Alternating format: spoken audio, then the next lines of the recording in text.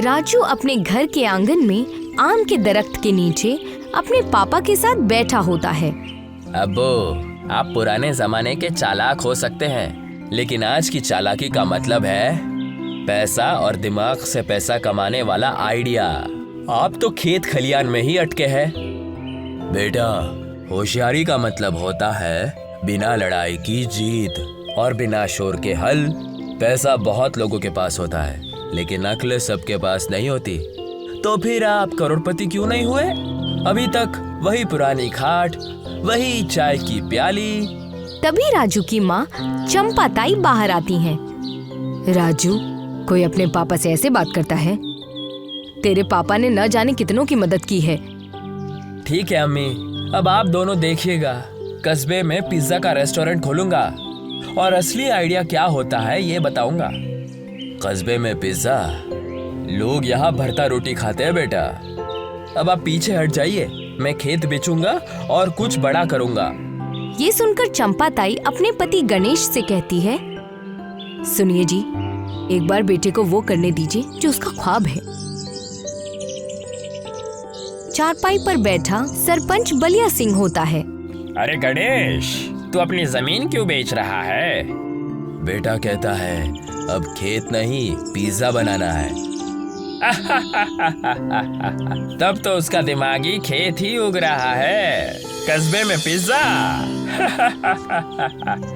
गणेश मजबूरी में हामी भरता है। एक शहरी वेशभूषा वाली लड़की घर में आती है। अब्बू मिलिए, ये है नताशा, होटल मैनेजमेंट में मेरी साथी और मेरी होने वाली लाइफ पार्टनर भी। अरे बेटा, शादी से पहले लड़की लड़के के घर नहीं रहती। शाम को मंदिर में गणेश और चंपा ताई राजू और नताशा की शादी करवा देते हैं। एक चमचमाता विदेशी स्टाइल में रेस्टोरेंट तैयार हो चुका होता है। राजू, अब वक्त है एक आलीशान रेस्टोरेंट चलाने का। ये कस्बे की सोच बदलने वाला कदम होगा। रेस्टोरेंट में हलचल होती है। नौजवान ग्राहक पिज्जा खा रहे होते हैं। बड़े शहर वाला जायका लग रहा है। ये सब तो बढ़िया है, लेकिन कुछ भारी सा लग रहा है। अगर ऊपर भरता होता ना, तब असली मजा आता। 2-3 दिन की भीड़ के बाद ग्राहक आना बंद कर देते हैं। राजू और नताशा हिसाब किताब कर रहे होते हैं। राजू, सारे पैसे खत्म हो गए। इंग्रेडिएंट्स खरीदने के लिए भी अब नहीं बचे। सब लगा दिया रेस्टोरेंट में। अब राजू, अब तो टमाटर पनीर खरीदने तक के पैसे नहीं हैं। हम वेटर को तनख्वाह कैसे देंगे? कस्बे वाले इतने पिछड़े होंगे, सोचा नहीं था। तभी राजू के गांव का बलराम एक शातिर मुस्कान लिए हुए आता है। क्या बात है राजू, तुम्हारे चेहरे पर ये फिक्र की लकीरें क्यों छलक रही है? अब आपको क्या बताऊं बलराम भैया, अब्बू का खेत बेचकर हमने आपकी ही जमीन खरीदी थी और सोचा था कि पिज्जा रेस्टोरेंट कस्बे की मार्केट में धूम मचा देगा। 2-3 दिन तक तो सब कुछ ठीक चला, लेकिन पता नहीं क्यों ग्राहकों ने दफतन आना ही बंद कर दिया। और अब हमारे पास बिल्कुल पैसे नहीं बचे हैं। मेरा तो सोच सोचकर दिमाग खराब हुआ जा रहा है कि अब हम क्या करेंगे, कि अब क्या होगा। अरे फिक्र क्यों करते हो राजू, एक काम करो, तुम मुझसे पैसे उधार ले लो। नहीं नहीं बलराम भैया, नहीं। अरे राजू बाबू, परेशान क्यों हो, ले लो उधार। जब रेस्टोरेंट चलेगा तब दे देना, ब्याज व्याज नहीं। कस्बे में सब अपने ही होते हैं।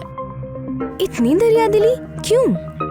अरे बेटा, कस्बे के भलाई में दिल खुश हो जाता है। राजू पैसे ले लेता है। चारों ओर सन्नाटा पसरा हुआ था। कुर्सियां खाली थीं, मच्छर उड़ते फिर रहे थे। ग्राहकों का नामो निशान नहीं था। क्या पिज्जा विज्जा पेट ना भरता, जीभ जरूर कट जाती है। हमारे भरते में जो जायका है वो इन टमाटर वाली रोटी में कहाँ। बलराम दूर से रेस्टोरेंट को देख रहा होता है। राजू नताशा के साथ होता है।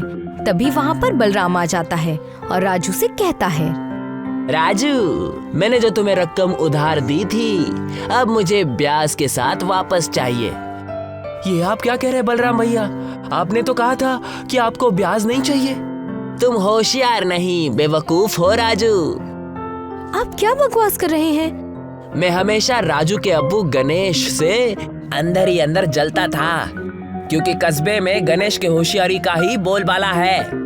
जब मुझे पता चला कि गणेश का बेटा राजू कस्बे में अपने अब्बू का खेत बेचकर रेस्टोरेंट खोलने जा रहा है, और वो भी पिज्जा का, तो फिर मैं समझ गया कि बेटा अब्बू की नैया डुबो देगा और बहती गंगा में मैं भी हाथ दूंगा। क्या क्या मतलब है आपका? मतलब ये है कि जो मैंने तुम्हें रकम दी थी ना, अगर वो मुझे 1 महीने के अंदर वक्त पर नहीं मिले तो तुम्हारा रेस्टोरेंट और इसकी जमीन मेरी हो जाएगी और फैसला पंचायत करेगा। इतना कहकर बलराम अकड़ता हुआ वहाँ से चला जाता है। बलराम के वहाँ से जाते ही राजू का पापा गणेश सिर झुकाए अंदर आता है। तुमने जो भी कहा मैंने सब सुन लिया। जब तुमने रेस्टोरेंट बनाने के लिए बलराम की जमीन खरीदने की बात करी थी, मैंने तभी तुम्हें मना कर दिया था, लेकिन तुम माने ही नहीं। और तो और तुमने मुझसे पूछे बगैर उससे उधारी ले ली। मैं तुम्हें कब से बताना चाह रहा था कि बलराम अंदर ही अंदर मुझसे जलता है। ये तुम्हें नुकसान पहुंचाने की जरूर कोशिश करेगा। अब ठीक कह रहे हो अब्बू, अब कुछ नहीं बचा। बलराम ब्याज के साथ पैसे मांग रहा है। 1 महीने में नहीं लौटाए तो रेस्टोरेंट भी जाएगा और शायद घर भी। अब तक तुमने अपनी मन की सुनी, अब मेरी बारी है। अब तुम वो करोगे जो मैं कहूंगा। जी अब्बू। कल से किचन में भरता पकेगा, बैंगन वाला, और वही भरता चढ़ेगा पिज्जा पर। नाम होगा भरता पिज्जा। अब्बू, कोई नहीं खाएगा भरता वाला पिज्जा। ये कस्बा है, यहाँ पिज्जा नहीं चलता, लेकिन भरता सबका चाहिता है। दोनों को मिला देंगे तो दिल और जुबान दोनों जीतेंगे। भरता पिज्जा तैयार होता है। कुरकुरा बेस, बैंगन का भरता, देसी तड़का और हरा धनिया। गांव की ममता बुआ पहला टुकड़ा चखती हैं। अरे वाह, जैसे रोटी पर भरता लगाया हो, लेकिन कुरकुरा, मजा आ गया। धीरे धीरे ग्राहक आने लगते हैं। कुछ दिन बाद रेस्टोरेंट में भीड़ होती है। हर तरफ हंसी खुशी का माहौल होता है। हर टेबल पर भरता पिज्जा खाया जा रहा होता है। बिल्कुल घर जैसा स्वाद है। पिज्जा का भी देसी रूप हो सकता है, ये तो कभी सोचा ही नहीं था। राजू और नताशा किचन में बिजी होते हैं। बलराम दूर से रेस्टोरेंट में देख रहा होता है। ये बुजुर्ग गणेश तो फिर से पासा पलट गया। तभी रेस्टोरेंट के अंदर से राजू और नताशा बैग लेकर बलराम के पास आ जाते हैं। बलराम बुरी तरह से चौंक जाता है। राजू वो बैग बलराम को पकड़ाता हुआ कहता है, ये लीजिए तुम्हारे पैसे ब्याज के साथ।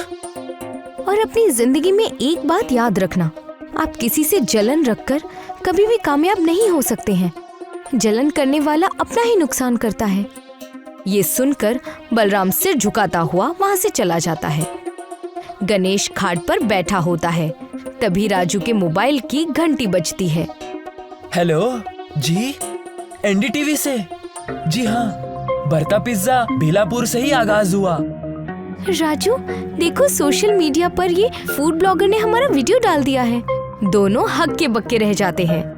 एक बड़ा आयोजन होता है। सब गांव वाले जमा होते हैं। मंच पर राजू और नताशा खड़े थे और नीचे गणेश और चंपाताई। चंपाताई राजू के पास आती है। बेटा, अब तुझे समझ आया ना होशियारी का मतलब? हाँ अम्मी, अब समझ गया कि असल बिजनेस वो है जो दिल से किया जाए, और अब्बू से बड़ा बिजनेस गुरु मैंने आज तक कोई नहीं देखा। इतना बोलकर राजू सभी गांव वालों की ओर देखकर कहता है, मेरे अब्बू गणेश प्रसाद सिर्फ एक होशियार किसान नहीं है, वो एक विजनरी है। आज भरता पिज्जा जो भी है उन्हीं की सोच का नतीजा है। भीड़ तालियों से गूंज उठती है। गणेश अब भी खाट पर लेटा होता है। बच्चे खेलते हुए रेस्टोरेंट से निकलते हैं। दूर भरता पिज्जा का बोर्ड चमक रहा होता है।